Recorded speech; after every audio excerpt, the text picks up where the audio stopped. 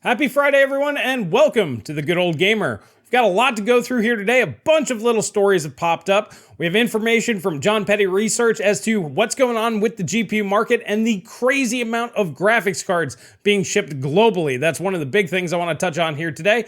We have Intel forgetting that they're supposed to release graphics drivers. Things aren't looking so great for them in their graphics division right now. AMD is putting an integrated graphics with all of their Zen 4-based Raphael CPUs, and it's not going to be what everybody was hoping. The APU revolution, not so much. So we'll talk about that. And of course, NVIDIA bringing out 400-watt GPUs. That is now going to be a thing, and possibly even higher. And Elon Musk comes out saying he wants Steam on their new Tesla cars. So that's very interesting there as well. So a lot to go through here today. We got even more topics than that. But first, are you tired of these annoying Windows activation prompts? Well, today's sponsor, UCD Keys, has a deal for you. Right now, UCD Keys is offering an amazing 30% off discount using promo code TD30 with any Windows licensed products. To take advantage of this, all you have to do is add the products you want to your cart and then go ahead and add the coupon code in. Once you apply the coupon code, you will see your discount immediately come off the top. And as mentioned, this works on everything from Windows 11 Pro, Windows 10 Pro, and Microsoft Office 2021, and many other options. All of them are down in the description below. If you want to take advantage of this offer right now, go ahead and make sure you remember to use that promo code TD30 and save 30% off today. Now, back to our video. All right, so kicking things off, John Petty Research, Q4 2021 GPU market shipments increased 0.8% from last quarter and decreased 15% year over year. So what I find most interesting about this particular article is they tell you the amount of global GPU shipments that are going on. So let's go ahead and get into this. John Petty Research reports the growth of the global PC-based graphics processor units, GPUs, market reaches 101 million units in Q4 2021. So I want to stop there. That means 101 million GPUs in one quarter. That is huge. It really puts Intel's 4 million units in perspective now, doesn't it? And PC CPU shipments decreased by 21% year over year. So people are buying less CPUs, more GPUs. This really isn't news to any of us. Overall, GPUs will have a compound annual growth rate of 4.5% during 2020 through 2025 and reach an install base of 3,331 million units at the end of the forecast period. Over the next 5 years, the penetration of discrete GPUs, DGPU, in PC will grow to reach a level of 42%, meaning 42% of all desktop PCs will be using discrete graphics according to their predictions. Now, the next thing that I want to take a quick look at is the market share split that we now see. Remember, AMD got all the way down to 18%. I think it even got a little lower than that. NVIDIA was sitting at 64%. And then we have Intel at 19%. And then we see coming over here, AMD is now up a little bit to 19%. NVIDIA's dropped a bit to 62%. And we have Intel basically remaining the same. Now, this is likely due to the fact that AMD graphics cards are readily available out there, and it looks like they're able to keep up with demand for their particular product lineups. So much so to the point where I'm actually starting to see, at least here in the United States, AMD graphics cards are actually starting to go up in price, even though things like crypto really aren't moving anywhere. At best, they're kind of staying the same. So I wanted to show you guys this. This is a curious little thing that I noted. We have the MSI RX 6600 Mech X2 8GB. This was $459 all through January. I remember showing you guys this exact graphics card not too long ago. It went out of stock eventually, and now that they're back in stock, it's coming in at $559, which is very strange. And to me, this means that there's something going on with the global community that maybe MSI is aware of. And this is something that we're going to talk a lot more about on tomorrow's Techonomics podcast. If you haven't already subscribed, click the links down in the description below and go ahead and do that, because I think this is a very bad sign. However, right now, if you do want an RX 6600, you can still get them around that $450 price point. We have the Asus Dual here from Newegg coming in at $449. So yeah, that's good. I'm kind of curious to see when this goes out of stock and gets replenished if prices also go up. So this is a bit of a worrying trend that I am noticing. But it does indicate that AMD has enough supply to meet their demand at this point in time. Meanwhile, NVIDIA does not, at least here in the United States. Moving on to the next story, we have Elon Musk wants Steam games to work on AMD Navi 23 powered Tesla informant system. So this is kind of a weird thing, playing video games while driving, probably not the best idea in the world. But yeah, this is just another push for Steam and PC games to start supporting operating systems that aren't Windows. Obviously, this is not a Windows-based system, so things like Steam's Proton will be necessary for running modern games, or basically the games that are out that use DirectX at this point in time.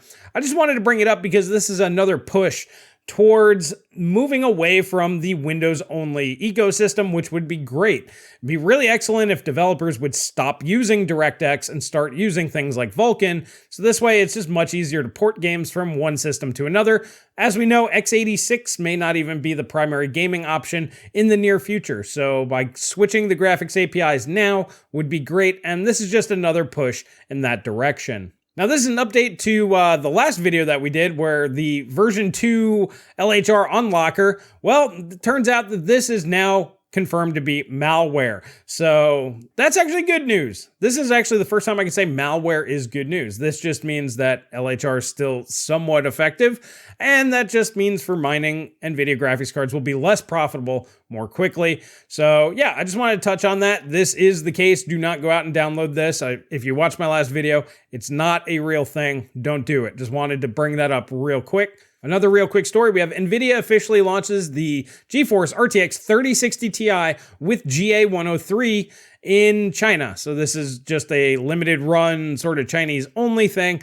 Now this one's a little baffling to me, as I figured GA103 would actually become the 3070 Ti Super, whatever they wanted to call it, as it has more CUDA cores than the GA104.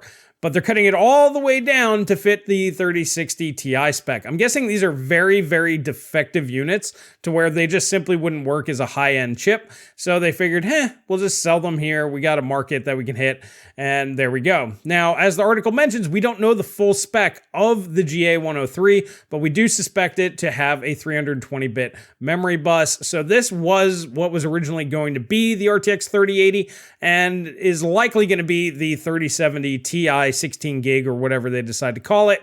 But yeah, it's just a little weird that they cut it down from 7,680 CUDA cores all the way down to 4,064 for the 3060 Ti. It's a bit strange, disabling 28 16 CUDA cores, which comes out to being, what, about a third? So yeah, a little strange, but hey, NVIDIA does what they want to do. Speaking of NVIDIA doing what they want to do, some NVIDIA GeForce RTX 40 series graphics cards featuring the AD102 die are rumored to consume more than 450 watts. Now, if you've been following the channel or watching over at the Techonomics podcast, you know Paul and I have been saying next-gen graphics cards, the high-end stuff, are going to be extremely power-hungry, especially from NVIDIA because they're trying to compete with MCM with a monolithic design, which means they're just going to pump as much power as needed. So this comes from Greymon. He said, I am not clear at the moment whether one model has 3 TGP ranges or whether it's 3 models, but the TGP numbers for AD102 is 450, 650, and 850. And of course, this is not final spec, so there may be some deviation. Compite 7 Kimmy came in to chime in. He said that's just a rumor, but I've heard 450, 600, and 800, which is kind of close to what we're seeing. So yes, next generation graphics cards will be significantly more power hungry than this generation, and we will be looking back going, remember 250 watt flagship GPUs that were around forever? Remember those days? Once we start hitting these insane numbers of 450, 600, 800 watts, anywhere even near that range, what this says to me is that there's now a market out there for graphics cards that will spend in price tiers so far beyond anything PC gamers are used to that it doesn't matter how much wattage they pull. They could be 2 terawatts. As long as the performance is there and the thing runs cool, I don't think that people will honestly care in this particular range. But this tells me that the price tags on these are going to be absolutely ridiculous, considering the cooling and the power phases necessary for such ridiculous power management. Now, the funny news story of the day, Intel forgets to release its own day one driver for Elden Ring. Now, to a lot of people, this would be like, well, maybe they're just not done with it yet, stuff like that.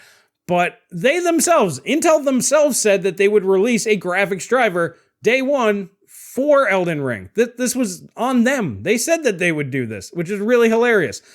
Regardless, a lot of people are also like, well, they don't have discrete graphics cards. What's the big deal? Well, you do have to remember that Tiger Lake has 96 EUs, is in tons of laptops, also in things like the One X player and other handheld devices out there. So not having drivers for games seems to be a bad sign from Intel.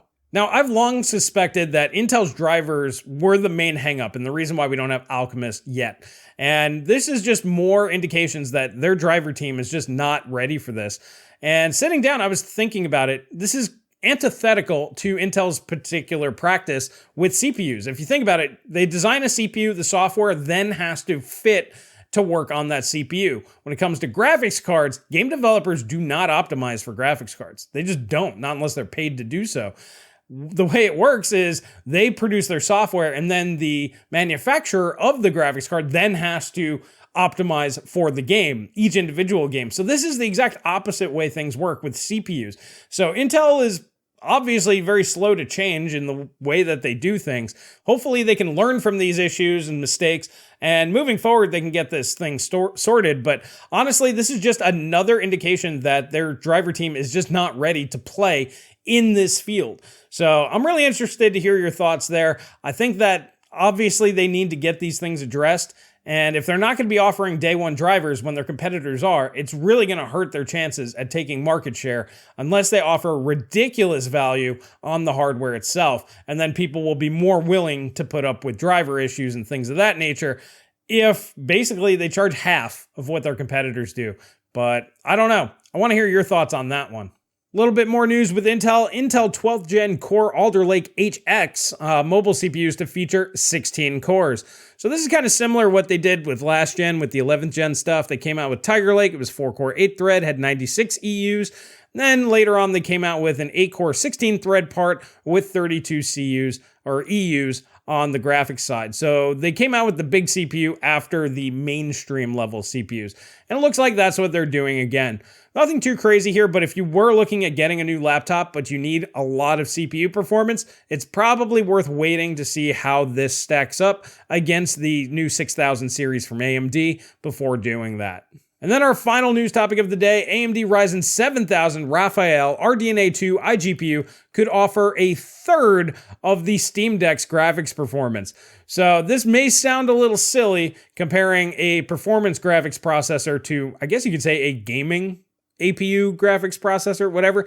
But AMD Raphael is to come in with 4 compute units and only at 1.1 gigahertz. So this may seem a little strange to a lot of people, as this is not going to be an APU designed for gaming. Instead, this is meant to compete with Intel. As you guys have noticed, graphics cards being as scarce as they are right now, or as expensive as they are, whichever way you want to look at it, is not good. And a lot of people don't need a lot of graphics horsepower, but they do need some sort of graphics output. And that really makes a lot of the AMD 5000 series basically worthless. Anything besides the G series, most people just aren't going to pay $300, $400, $500 just for a display output. And it really puts Intel in a good light. So this graphics processor is basically just going to be there for display output and just basic workflow practices and put them on parity with Intel. So to me, this isn't that big of a deal. But at the same time, for you guys out there expecting some grand APU revolution, well, Raphael is not going to be it for you. Well, alrighty guys, there we go. A lot of stuff happening. Personally, I'm a little disappointed. I was kind of hoping that the integrated graphics would be a little bit better, at least like 8 CUs, but it does make sense. It's just to be out there to kind of compete with like the 24 or 32 EU versions of the Intel graphics. It's not meant to go ahead and be used for gaming. Obviously, these CPUs are going to be extremely powerful, and you're going to want to pair them with a discrete graphics card.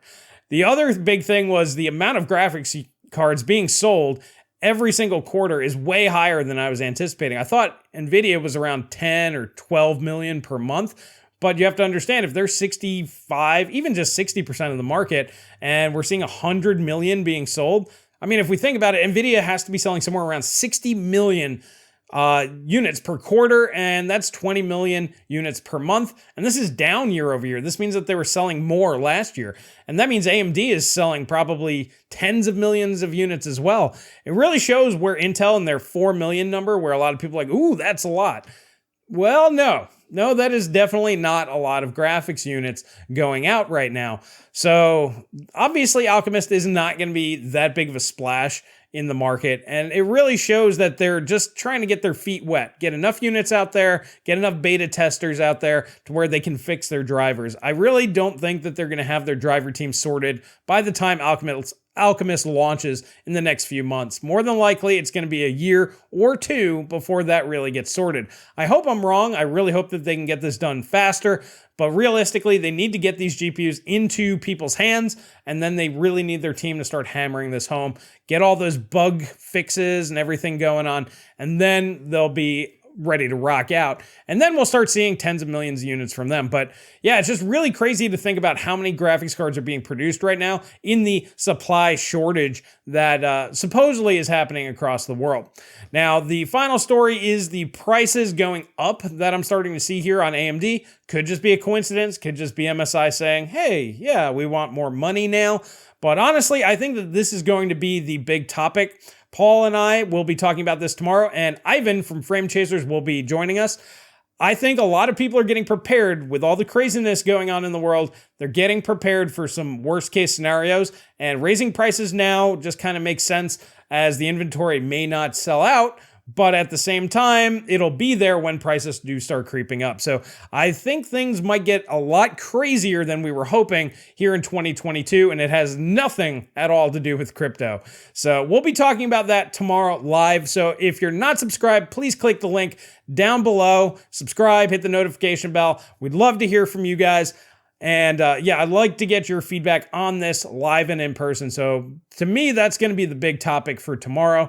And yeah, that's really all I have for you guys here today. And I will catch you guys in the next video.